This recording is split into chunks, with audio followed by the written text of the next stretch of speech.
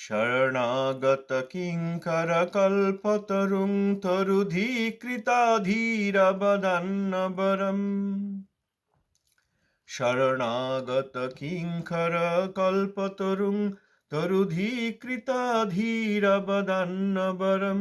বরদেন্দ্রগণার্চিত দিব্যপদং প্রণমামি সদা প্রভুপাদপদম।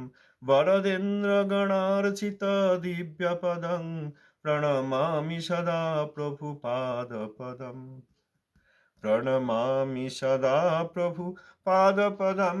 প্রণমামি সদা প্রভুপাদপদম। প্রণমামি সদা প্রভুপাদপদম। প্রণমামি সদা প্রভুপাদপদম।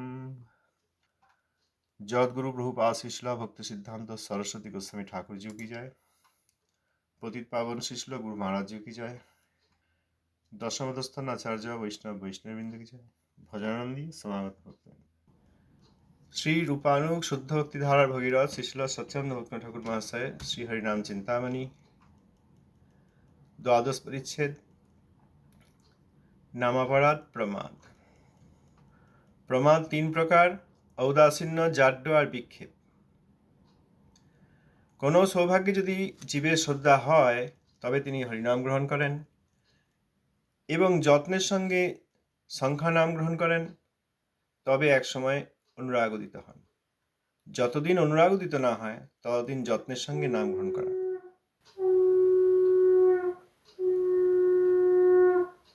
ততদিন যত্নের সঙ্গে নাম গ্রহণ করেন। যত্নের অভাব হলে চিত্ত স্থির হয় না, কারণ নিসর্গত লোক সব বিষয়াসক্ত, অতএব অন্তরে বিষয় অনুরক্ত। নামে চিত্ত লগ্ন নয়, প্রতিদিন জপ করেন কিন্তু নামে চিত্ত লগ্ন না হওয়ার কারণে রূপদেব নামে উদাসীন, যদিও জপ প্রতিদিন করেন। চিত্ত একদিকে আর অন্যদিকে নাম। নামাচার্য শ্রী হরিদাস ঠাকুর মহাপ্রভুকে জিজ্ঞেস করেছেন কিভাবে তার মঙ্গল সম্ভব।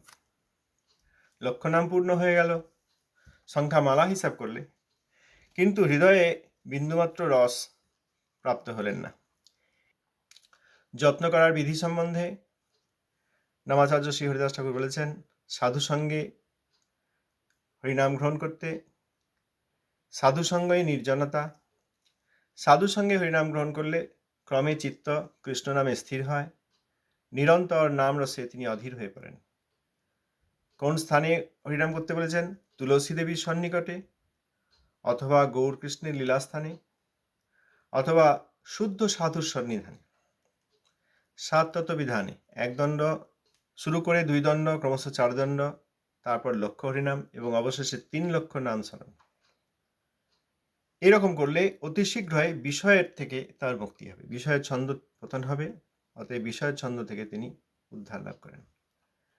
প্রকৃত সাধু না পাওয়া গেলে অন্য প্রক্রিয়া, নির্জনে বসে তিনি স্মরণ করবেন সাধু রীতি অনুসারে।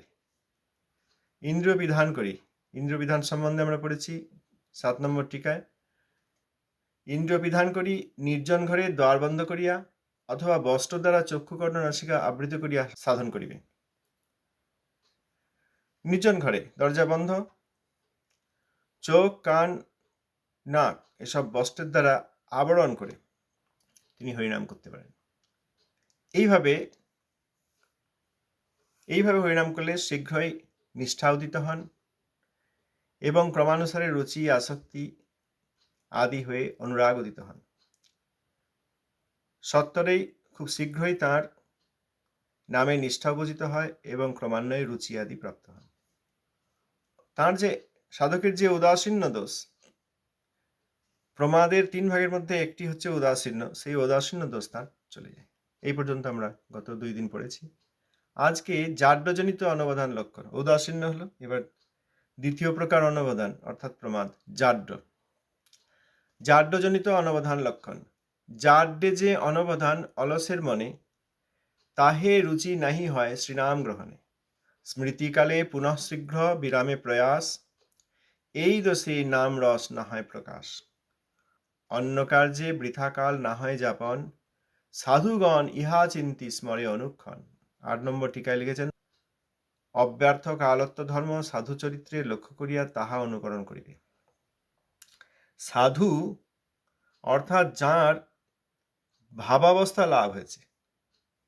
ভাবাবস্থা লাভ হলে তার এই লক্ষণ অব্যর্থ কালত্বং। শান্তির অব্যর্থ কালত্বং, বিরক্তির মান শূন্যতা, আশাবন্ধ সমুৎকণ্ঠা নামগানে সদারুচি, আসক্তিস্তৎ গুণাখ্যানে, প্রীতিস্তৎ বসতিস্থলে ইত্যাদয়নুভাবা সূর্যাত ভবাং করে জানে। শিল ভক্তনাথ ঠাকুর মশাই এই শ্লোক ষষ্ঠ জামে দিয়েছেন। ষষ্ঠ জাম নয়নঙ্গলদষ্টু ধারয়া বদনঙ্গদগদুর্ধয়া গিরা পুলকৈর নিচিতং বাবু কাতব নাম গ্রহণে ভবিষ্যতি। শ্রীমন মহাপ্রভুর শিক্ষাষ্টকের এই ষষ্ঠ শ্লোক অনুসারে ভাবাবস্থা বর্ণন করতে গিয়ে কিভাবে ভাব লাভ হয়, ভাব হলে তাঁর কি লক্ষণ ইত্যাদি ছিল ভক্তনাথ ঠাকুর মহাশয় এই শ্রী হরিনাম চিন্তামণির অন্তর্গত শ্রী ভজন রহস্যের ষষ্ঠ জামে এই শ্লোক দিয়েছেন, শান্তির অব্যর্থ কালত্ব। তো সেখানে অব্যর্থ কালত্ব সাধুর চরিত্র, কি প্রকার সাধুর সঙ্গে হরিনাম করতে হবে, যার অব্যর্থ কালত্ব এই লক্ষণ উপস্থিত হয়েছে। বৃথা কাল নাহি চায়, কোনো সময় নষ্ট করেন না, সর্বদা ভগবানের সেবা করেন, সর্বদা নামানুশীলন করেন, এই রকম সাধুর চরিত্র লক্ষ্য করে, অর্থাৎ সাধুর ভাবাবস্থা প্রাপ্ত প্রকৃত সাধু শুদ্ধ বৈষ্ণব, তাঁর যেরকম অব্যর্থ কালত্বরূপ লক্ষণ, নাম স্মরে রসে মজে অন্য নাহি চায়, সেই রূপ সাধু সঙ্গে এই দোষ যায়। অন্বেষিয়া সেই রূপ সাধুসঙ্গ করে, তদনুকরণে চিত্ত জাড্য পরিহরে। 9 নম্বর ট্রিকা, বিশুদ্ধ সাধুভক্ত দুর্লভ, দেশে দেশে অন্বেষণ করিয়া সেরূপ সাধুসঙ্গ করিবে। বিশুদ্ধ সাধুভক্ত দুর্লভ, দেশে দেশে অন্বেষণ করিয়া সেরূপ সাধুসঙ্গ করিবে। অব্যর্থ কালত্ব ধর্ম সাধুর চরিত, দেখিলে তাহাতে রুচি হইবে নিশ্চিত। মনে হবে আহা কবে ইহার সমান, স্মরিব গাইব নাম হয়ে ভাগ্যবান। সেই তো উৎসাহ আসি অলসের মনে, জাড্য দূর করে কৃষ্ণ নামের স্মরণে। মনে হবে আজ লক্ষ নাম যে করিব, ক্রমে ক্রমে 3 লক্ষ নাম যে স্মরিব। মহাগ্রহ হবে চিত্তে নামের সংখ্যায়, অচিরে যাইবে জাড্য সাধুর কৃপায়। জাড্যরূপ অনবধান তার লক্ষণ, এবং কিভাবে সেই জাড্যজনিত অনবধান অর্থাৎ প্রমাদ থেকে আমাদের মুক্তি লাভ হবে, এই সম্বন্ধে ঠাকুরমশাই এখানে বলেছেন। জাড্য অর্থাৎ আলস্য, লেজিনেস, ঔদাসীন্য, ইনডিফারেন্স। জাড্য, লেজিনেস আর বিক্ষেপ, mind is diverted somewhere else, lack of attention, and thinking something else other than নাম। এখানে জাড্যে যে অনবদান অলস ব্যক্তির, এর ফলে নামে রুচি তিনি প্রাপ্ত হন না। হরিনাম করেন শ্রদ্ধার কারণে, শ্রদ্ধা এসেছে এই জন্য হরিনাম করেন, কিন্তু যত্নভাবে জাড্য রয়েছে, আলস্য রয়েছে, এর ফলে তার রুচি হয় না। শ্রদ্ধা, সাধুসঙ্গ, সাধুসঙ্গে ভজনক্রিয়া, সাধুসঙ্গে ভজনক্রিয়া, ভজনক্রিয়ার ফলে অনর্থ নিবৃত্তি, অর্থাৎ সাধুসঙ্গে ভজনক্রিয়া, অনর্থ নিবৃত্তি, তারপর নিষ্ঠা, তারপর রুচি। এই রুচি প্রাপ্ত হন না। স্মৃতিকালে অর্থাৎ হরিনাম গ্রহণকালে, হরিনাম গ্রহণ, কীর্তন এবং স্মরণ, সেই সময়ে পুনঃ শীঘ্র বিরামে প্রয়াস, যে কখন হয়ে যাবে, বা বিশ্রাম নিতে নিতে, বা ঘুম আসছে, এই রসে নাম রস না হয় প্রকাশ। অতএব নামের মধ্যে যে রস তা প্রাপ্ত হন না। তা তো হবেই, কারণ হরিনাম তিনি শুদ্ধ নাম রূপে উদিত হয়ে প্রেম প্রদান করতে পারেন। হরিনাম নামই ভগবান। সেই নাম গ্রহণকালে যদি আমাদের আলস্য হয়, তাহলে নাম রস কি করে পাবো? প্রাকৃত জগতে কোনো ছাত্র পড়াশোনা করছে কিন্তু অন্যদিকে মন দিচ্ছে, সে যতক্ষণ পড়াশোনা করে তার কিছুই মনে থাকলো না, কিছুই মনে রাখতে পারে না, কিছুই বুঝতে পারে না। সেই রকম এখানে অপ্রাকৃত শ্রী নাম গ্রহণের সময় যদি অলসতা করি, তাহলে এই নামের যে রস, অপ্রাকৃত রস, তা আমরা কি করে পাবো? অন্য কার্যে বৃথাকাল না হয় যাপন, সাধুগণ ইহা চিন্তি স্মরে অনুক্ষণ। যারা প্রকৃত সাধু, তারা অন্য কোনো কাজে যাতে সময় নষ্ট না হয়, অন্য কোনো বিষয় যাতে সময় নষ্ট না হয়, সেই জন্য সর্বদা নাম স্মরণ করেন। সাধু আর বদ্ধজীবীর মধ্যে এই পার্থক্য। আমরা যখন হরিনাম গ্রহণ করি আমাদের অলসতা আসে, তখনই ঘুম আসে। আর সাধুগণ বিপরীত, তারা অন্য সময়েও যাতে, যে সময় হরিনাম করা হচ্ছে সেই সময় ছাড়াও, আমরা একটা নির্দিষ্ট সময় হরিনাম করি, 1 দণ্ড 2 দণ্ড 4 দণ্ড ইত্যাদি, বা কেউ কেউ 1 লক্ষ হরিনাম করেন। সাধুগণ সর্বদা ভগবত সেবা করেন, সর্বদা হরিনাম করেন। সাধুগণ দেখেন যে আমার যেন কখনো সময় নষ্ট না হয়। আর যারা এখনো যত্ন করেননি নাম গ্রহণের সময়, তাদের অলসতা আসছে, হরিনাম নিলেই অলসতা আসছে। সাধুগণ চেষ্টা করেন সর্বদা যাতে হরিনাম করতে পারেন, সময় যেন নষ্ট না হয়, বৃথা কাল যেন না যায়। সাধুগণ নাম স্মরণ করেন, নামের মধ্যে যে রস তাতে নিমজ্জিত হন। এই রকম সাধু সঙ্গে এই দোষ যায়। নাম স্মরে রসে মজে অন্য নাহি চায়, সেই রূপ সাধু সঙ্গে এই দোষ যায়। কিরকম সাধু সঙ্গ? আমরা গত 2-1 দিনে আলোচনা করেছি যে আরো কয়েকজন নামাপরাধীর সঙ্গে একসঙ্গে বসে গেলাম, চলো একসঙ্গে হরিনাম করি, সে কথা ঠাকুরমশাই বলেন নাই। বা এমনকি নামাপরাধী নন, যা অতি বিরল, একদম নামাপরাধ নেই, নামাভাস করেন, সেরকম ব্যক্তির সঙ্গেও, নামাভাসীর সঙ্গে বসে একসঙ্গে হরিনাম করি, তাও বলেন নাই। এইরকম সাধু, প্রকৃত সাধু, শুদ্ধ বৈষ্ণব, যিনি অন্য কোনো কাজে বৃথা কাল যাপন করেন না, সময় নষ্ট করেন না, সর্বদা হরিনাম করেন, হরিনাম কীর্তন স্মরণ করেন, নাম স্মরণ করেন, নাম রসে তিনি নিমজ্জিত হয়েছেন। এই রকম সাধুর সঙ্গে যদি আমরা হরিনাম করি, বা এই রকম সাধুর সঙ্গ প্রাপ্ত হই, বা এই রকম সাধু কিভাবে হরিনাম করছেন দেখে যদি আমরা তাতে আকর্ষিত হই এবং সেইভাবে হরিনাম করি, তাহলে আমাদের আলস্য চলে যাবে। সাধুর যে অব্যর্থ কালত্ব ধর্ম অর্থাৎ লক্ষণ, সেইটি লক্ষ্য করে ঠাকুরমশাই সেইটি অনুসরণ করতে বলেছেন। এখন সেই রকম সাধু অন্বেষণ করতে হবে। অন্বেষিয়া সেইরূপ সাধু সঙ্গ করে, তদনুকরণে চিত্ত জাড্য পরিহারে।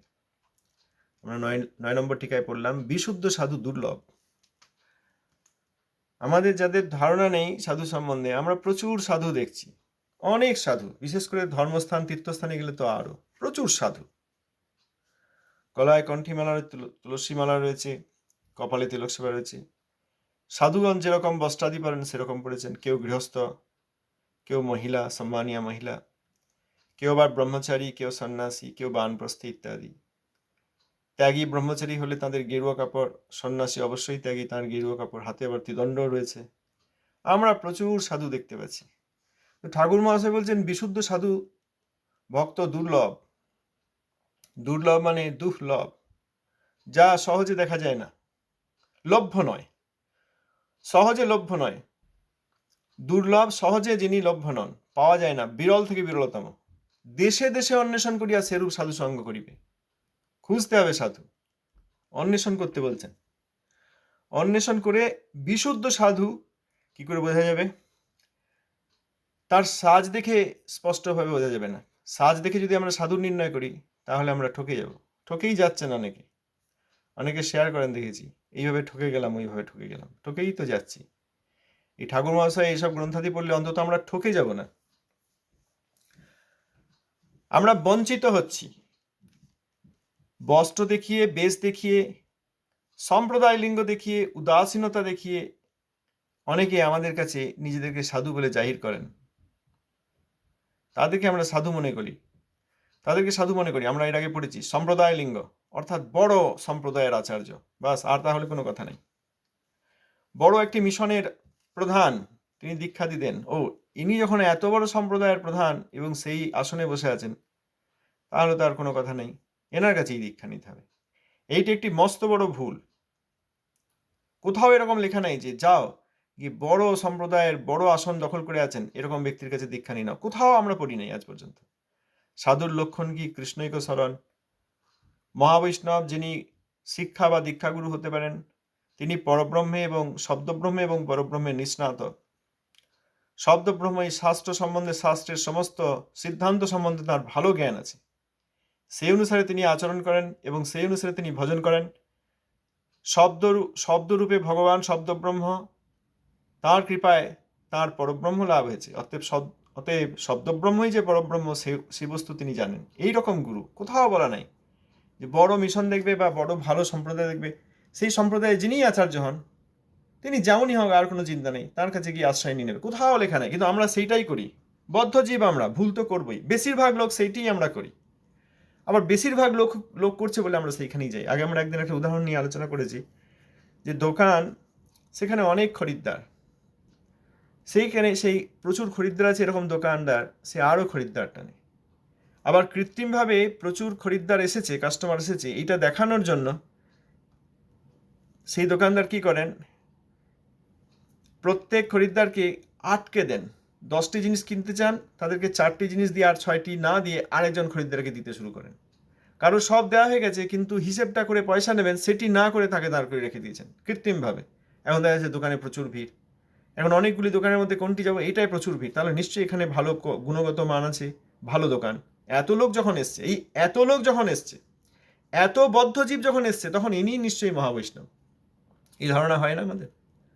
এত লোক, প্রচুর লোক শুনছে, এনার হরিকথা প্রচুর লোক শুনছে, এবং সবাই খুব হাততালি দিচ্ছে, মনোমুগ্ধ হয়ে শুনছে, সব ঘাড় নাড়ছে, চোখে জল বেরিয়ে যাচ্ছে। এখন আমি বদ্ধজীব, আমি জানি না, এত বদ্ধজীব যখন সমাগত হয়েছে, তখন আর চিন্তা কি? ইনি নিশ্চয়ই সাধু, ইনি নিশ্চয়ই প্রকৃত সাধু, এনার হরিকথা নিশ্চয়ই প্রকৃত হরিকথা। কিন্তু ঠাকুর মশাই কোথাও তা বলেন নাই, প্রভুপাদের শিক্ষায় কোথাও আমরা এরকম দেখি নেই, যাও গিয়ে একটা বড় স্থানে গিয়ে দীক্ষা নিয়ে নাও। এটিকে বলে সম্প্রদায় লিঙ্গ। সম্প্রদায় লিঙ্গ অর্থাৎ পরিচয়, সম্প্রদায়ের পরিচয় দিয়ে এইসব লোক প্রচুর অনুসরণকারী করেন। তার নিজের কতটুকু ভজন আছে বলা মুশকিল, নিজের ভজন নাই। খুব সাবধানে তিনি তার বাইরের ব্যবহার তিনি মেনটেন করেন। আর এই প্রকৃত খবর নিয়ে যদি রিসার্চ করে দেখা যায় সব যত অবৈষ্ণবতা, তার মধ্যে বৈষ্ণব বিদ্বেষ, অবৈষ্ণবতা, পূর্ব আচার্যগণের বিরোধিতা, সেই সব স্থান না ত্যাগ করলে আমরা যত যাই করি আমাদের মঙ্গল হবে না। শ্রবণ কীর্তন এত প্রয়োজনীয় কেন? এই সব শ্রবণ কীর্তনের মাধ্যমেই আমরা কোনো না কোনো দিন বুঝতে পারবো প্রকৃত সাধুকে, আমরা কি ভুল করছি। আমরা খুব ব্যস্ত হয়ে পড়ছি, আমরা কোথাও সেবা করতে যাচ্ছি, বা গৃহের মধ্যেই মন্দিরাদি করে সেবা করছি, অর্চন করছি, বাসন ধুচ্ছি, ভোগ দিচ্ছি, অনেক কিছু করছি, কাউকে ডাকছি, প্রসাদ দিচ্ছি, বা কখনো কখনো অন্য মন্দিরে গিয়ে সেখানে সেবা করে আসছি, সব ঠিক আছে।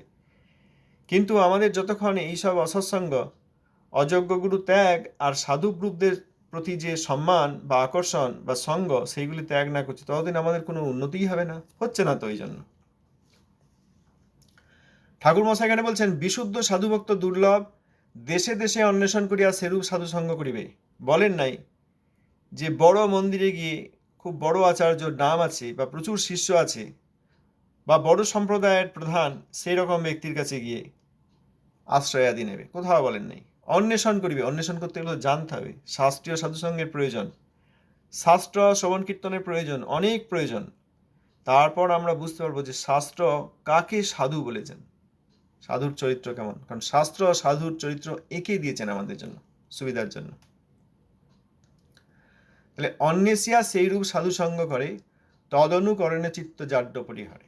সেই রকম সাধু অন্বেষণ করে, খুঁজে নিয়ে, নিশ্চিত হয়ে, লক্ষণাদি মিলিয়ে নিয়ে, স্বরূপ লক্ষণ এবং তটস্থ লক্ষণ, প্রথমে স্বরূপ লক্ষণ কৃষ্ণৈক স্মরণ, তারপর অন্যান্য তটস্থ লক্ষণ, সেইগুলি মিলিয়ে নিয়ে সম্পূর্ণরূপে নিশ্চিত হয়ে তবে সেই রকম সাধু সঙ্গ করতে হবে। তার অনুসরণে আমাদের যে চিত্তে যে জাড্য বা আলস্য আছে, সেইটা তখন পরিত্যাগ হবে। অব্যর্থ কালত্ব ধর্ম সাধুর চরিত, সেই রকম সাধু নিশ্চিত হয়ে তার সঙ্গ করলে তখন আমাদের অবশ্যই রুচি, তখন অবশ্যই আমাদের রুচি হবে। তখন মনে হবে, আহা, এনার অনুসরণে, এনার মতো কিভাবে আমি, কবে আমি হরিনাম স্মরণ করব, স্মরিব গাইব, স্মরণ করব, গাইব অর্থাৎ কীর্তন করব। এনার অনুসরণে এইরকমভাবে অব্যর্থ কালত্ব হয়ে, চিত্তলগ্ন করে কবে আমি শ্রী হরিনাম গাইব, তখন নিজেকে ভাগ্যবান বলে জানবো। কবে আমার এমন সৌভাগ্য হবে যে এইরকম সাধুর অনুসরণে অব্যর্থ কালত্ব হয়ে, নামে চিত্ত লগ্ন করে, অন্যান্য নামাপরাধ এবং এই বিশেষ প্রমাদ এবং আলস্য এইসব পরিত্যাগ করে, নামে চিত্ত লগ্ন করে কবে আমি হরিনাম কীর্তন স্মরণ করব। সেই উৎসাহ এসে অলসের মনে, যিনি অলস তিনি, তার এরকম উৎসাহ হবে শুদ্ধ সাধু দেখে, তার জাড্য তখন দূর হবে কৃষ্ণ নামের স্মরণে, তার আগে সম্ভব নয়। মনে হবে আজ লক্ষ নাম যে করিব, ক্রমে ক্রমে 3 লক্ষ নাম যে স্মরিব। মনে হবে না যে আজ যে সংখ্যা করছি এই ঠিক আছে, আর বৃদ্ধি করার প্রয়োজনে, তখন নামে তার এত আকর্ষণ হবে যে তিনি আরো হরিনাম করবেন। 1 লক্ষ ন্যূনকল্পে প্রভুপাদ ছিল সরস্বতী ঠাকুর গৌড়ীয় বৈষ্ণবদের জন্য বলেছেন, ন্যূনকল্পে 1 লক্ষ হরিনাম। মহাপ্রভুর আদেশ অনুসারে 1 লক্ষ হরিনাম তো করবেনই, এবং তারপর তিনি ক্রমে ক্রমে 3 লক্ষ হরিনাম করবেন। মহা আগ্রহ, খুব আগ্রহ হবে চিত্তে, নামের সংখ্যায় খুব আগ্রহ হবে, এবং অচিরে অর্থাৎ খুব শীঘ্রই, তাড়াতাড়ি সাধুর কৃপায় জাড্য পলায়ন করবে। এর আগে হলো উদাসীন্য, এবার হলো জাড্য, দ্বিতীয় প্রকার অনুবাদ।